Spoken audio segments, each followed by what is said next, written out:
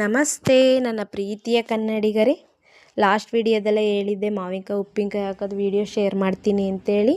ಅದಕ್ಕೆ ನೀಟಾಗಿ ವಾಶ್ ಮಾಡಿಕೊಂಡು ಒಣಬಟ್ಟೆ ತೊಗೊಂಡು ಒರೆಸ್ತಾ ಇದ್ದೀನಿ. ಇಲ್ಲಿ ನಾನು 5 ಮಾವಿನಕಾಯಿ ತೊಗೊಂಡಿದ್ದೀನಿ, ದಪ್ಪ ದಪ್ಪವು ಚೋತಾಪುರಿ ಮಾವಿನಕಾಯಿ. ಲಾಸ್ಟ್ ಟೈಮ್ ಹಾಕಿದ್ದು ಹುಳಿ ಮಾವಿನಕಾಯಿ 3 ತೊಗೊಂಡಿದ್ದೆ.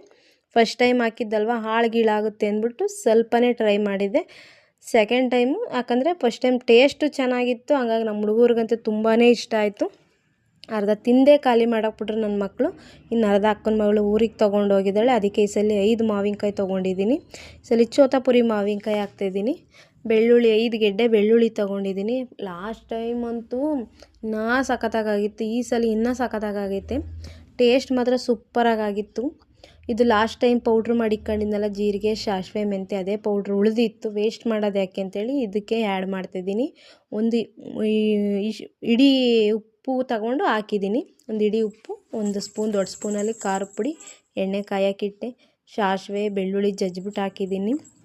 ಲಾಸ್ಟ್ ಟೈಮು ಅಷ್ಟೇ ಚೆನ್ನಾಗಾಗಿತ್ತು. ಬೈದಲ್ಲೇ ಹಾಕಿದ್ದೆ, ಹಾಳಾಗ್ಬಿಟ್ರೆ ಮನೇಲಿ ಬೈತಾರಲ್ಲಪ್ಪ ಉಪ್ಪಿನಕಾಯಿ ಹಾಳಾದರೆ ಏನು ಮಾಡೋದು ಅಂತೇಳಿ ಹೆದ್ರುಕೊಂಡು ಹಾಕಿದ್ದೆ. ಚೆನ್ನಾಗಿ ಬಂದಿತ್ತು ಟೇಸ್ಟ್ ಮಾತ್ರ. ಅದಕ್ಕೆ ಸೆಕೆಂಡ್ ಟೈಮು ಟ್ರೈ ಮಾಡ್ತಿದ್ದೀನಿ. ಅದಕ್ಕೆ ಈ ಸಲ ಜಾಸ್ತಿನೇ ಹಾಕಿದ್ದೀನಿ.